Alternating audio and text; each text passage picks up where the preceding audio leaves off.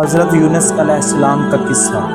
اس طرح سے ایک قوم اللہ تعالیٰ کے عذاب سے بچ گئی۔ بسم اللہ الرحمن الرحیم۔ السلام علیکم پیارے ناظرین۔ حضرت یونس علیہ السلام کون تھے؟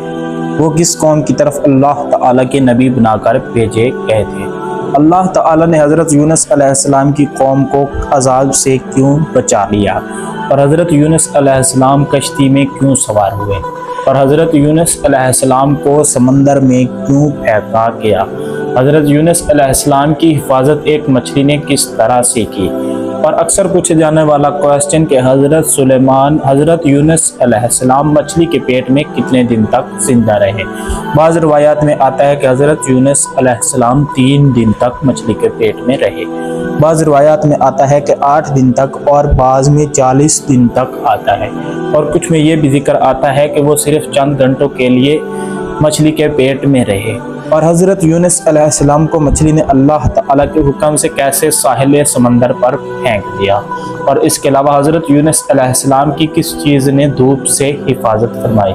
اس جنگل بیابان میں حضرت یونس علیہ السلام کو خوراک کس طرح سے ملتی رہی؟ یعنی وہ کھانا پینا کہاں سے کھاتے رہے؟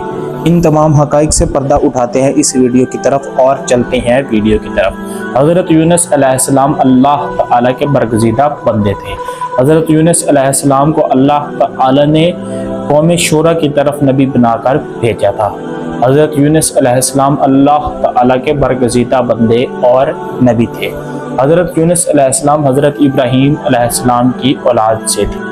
حضرت یونس علیہ السلام کو دریائے دجلہ کے کنارے بستی نینوا کی طرف نبی بنا کر بھیجا گیا تھا۔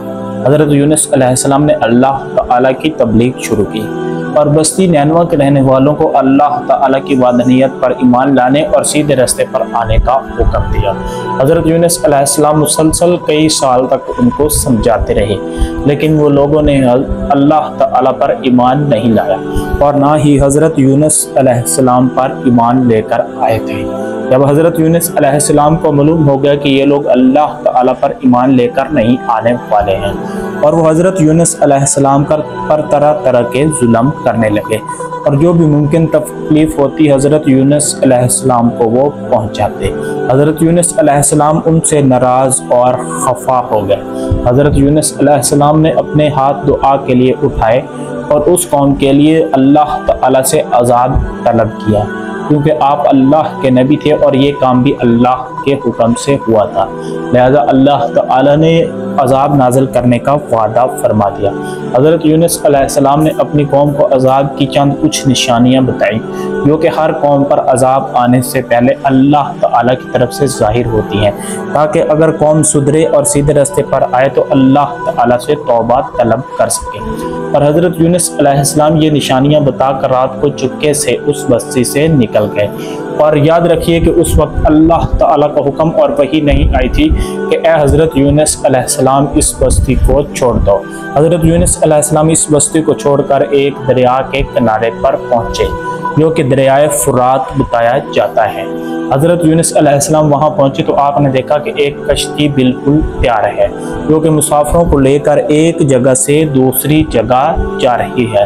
حضرت یونس علیہ السلام نے ان سے درخواست کی اور کہا کہ مجھے بھی اپنے ساتھ لے چلو۔ ان لوگوں نے حضرت یونس علیہ السلام کو کشتی کے اندر بٹھا لیا۔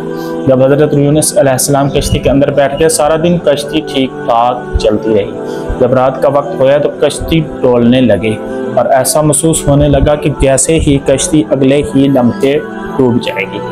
تو اس کے جو ملا تھا اور کشتی چلانے والا تھا، اس کا تجربہ تھا کہ ایسا حادثہ صرف اس وقت پیش آتا ہے جب کوئی شخص اپنے آقا سے ناراض ہو اور اس کا آقا اس کے ساتھ ناراض ہو اور وہ بتائے بغیر بھاگ کر آیا ہو۔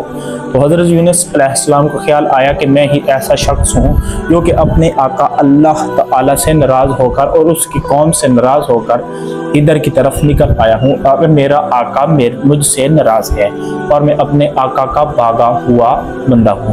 لہذا اس نے اس بندے سے کہا کہ مجھے سمندر میں اتار دیجئے تاکہ کشتی کے باقی لوگ محفوظ رہ سکیں، لیکن ان لوگوں کو پتا تھا کہ یہ اللہ کے نبی ہیں اور وہ صاحب ایمان لوگ تھے۔ انہوں نے کہا کہ آپ کو ہم نہیں اتار سکتے، لہذا فیصلہ ہوا کہ ہم اس کے لیے تیر اندازی کریں گے۔ लिहाजा कुरानदाजी की गई कि जिसका नाम आएगा उसको समंदर के अंदर उतारा जाएगा। एक दफ़ा कुरानदाजी हुई तो हज़रत यूनुस अलैहिस्सलाम का नाम आया, लेकिन उनका दिल नहीं किया कि हज़रत यूनुस अलैहिस्सलाम को समंदर में उतारा जाए। दूसरी दफ़ा फिर कुरानदाजी हुई और उसके बाद तीसरी दफ़ा फिर से कुरानदाजी हुई, लेकिन तीसरी दफ़ा जब हज़रत यूनुस अलैहिस्सलाम का नाम आया तो हज़रत यूनुस अलैहिस्सलाम ने खुद ही छलांग लगा दी और हज़रत यूनुस अलैहिस्सलाम को मालूम हो गया कि अल्लाह ताला मुझे आजमाइश में डाल रहा है और अल्लाह ताला की तरफ से भागा हुआ मैं ही वाहिद बंदा हूँ। लिहाजा हज़रत यूनुस अलैहिस्सलाम ने जो ही समंदर के अंदर छलांग लगाई तो अल्लाह ताला के हुक्म से मछली पहले ही उनका इंतज़ार कर रही थी, तो लिहाजा मछली ने आते ही आपको अपने पेट में डाल लिया। अल्लाह ताला ने मछली को हुक्म दिया था कि हज़रत यूनुस अलैहिस्सलाम कश्ती से छलांग लगाने वाले हैं, लिहाजा आप जल्दी से वहाँ पहुँच जाइए और यूँ ही हज़रत यूनुस अलैहिस्सलाम समंदर में छलांग लगाएं तो उसे अपने पेट में ले जाओ। ये आपकी खुराक नहीं है, बल्कि ये मेरी एक अमानत है जिसे आप मुख्तसर वक्त के लिए अपने पास रखेंगे। जब हज़रत यूनुस अलैहिस्सलाम ने देखा कि मछली ने मुझे खा लिया है तो हज़रत यूनुस अलैहिस्सलाम ने अल्लाह ताला से तौबा की और अल्लाह ताला के सामने गिड़गिड़ाने लगे और अल्लाह ताला से दुआ करने लगे, ला इलाहा इल्लल्लाहु सुब्हानका इन्नी कुन्तु मिनज़ ज़ालिमीन।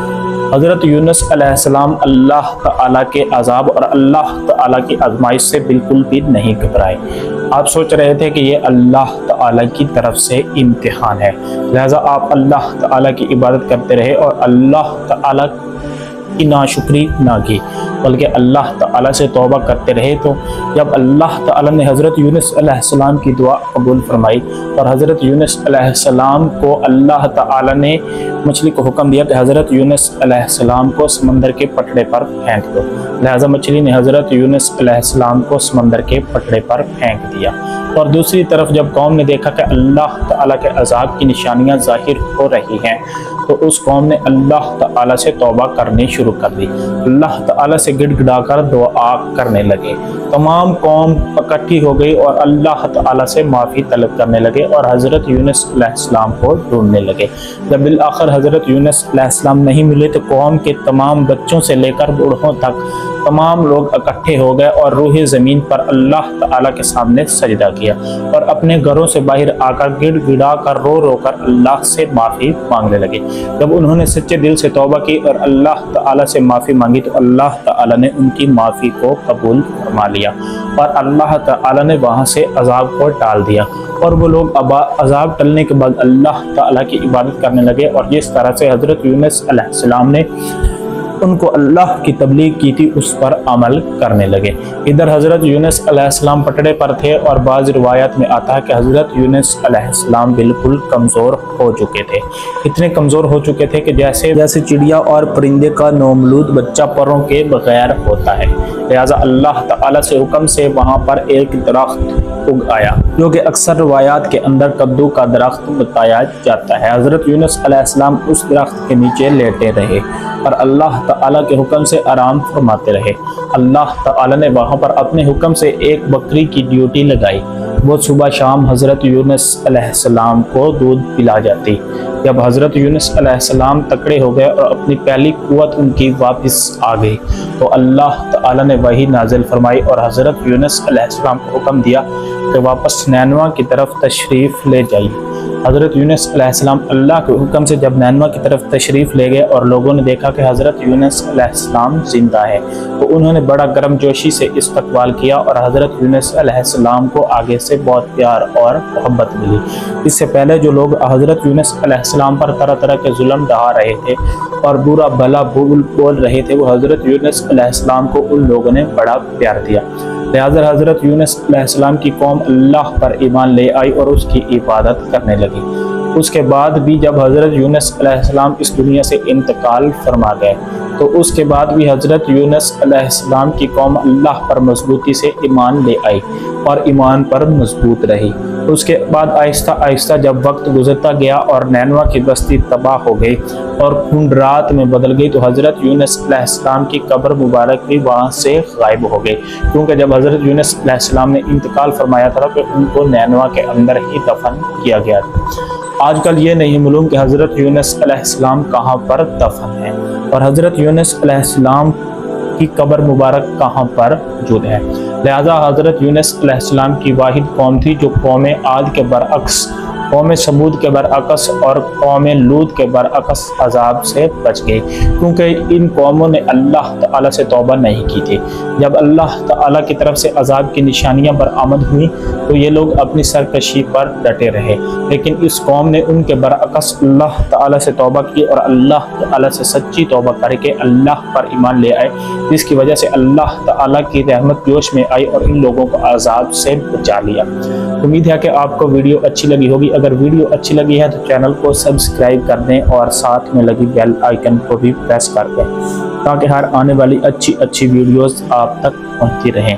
اور اس ویڈیو سے ہمیں سبق ملتا ہے کہ ہمیں ہر آزمائش میں اللہ تعالیٰ پر صبر کرنا چاہیے اور اللہ تعالیٰ نے جو نبیوں کو تعلیم دی ہے ہمیں اس پر عمل کرنا چاہیے، اور اللہ تعالیٰ کی طرف سے جو عبادات دی گئی ہیں ان پر مضبوطی سے عمل کرنا چاہیے اور اللہ تعالیٰ کی نافرمانی نہیں کرنی چاہیے۔ اگر ہم سے کوئی غلطی کوتاہی ہو جائے اور اللہ تعالیٰ کا عذاب نازل ہونا شروع ہو جائے تو ہمیں اللہ تعالیٰ کی طرف لوٹ جانا چاہیے اور اس سے توبہ کر لینی چاہیے۔ اگر ناظرین آپ کو ویڈیو اچھی لگی ہے تو چینل کو سبسکرائب کریں اور ساتھ میں لگی بیل آئیکن کو بھی پریس کریں اور کمنٹ سیکشن میں اپنی رائے ضرور دیجیے گا۔ والسلام۔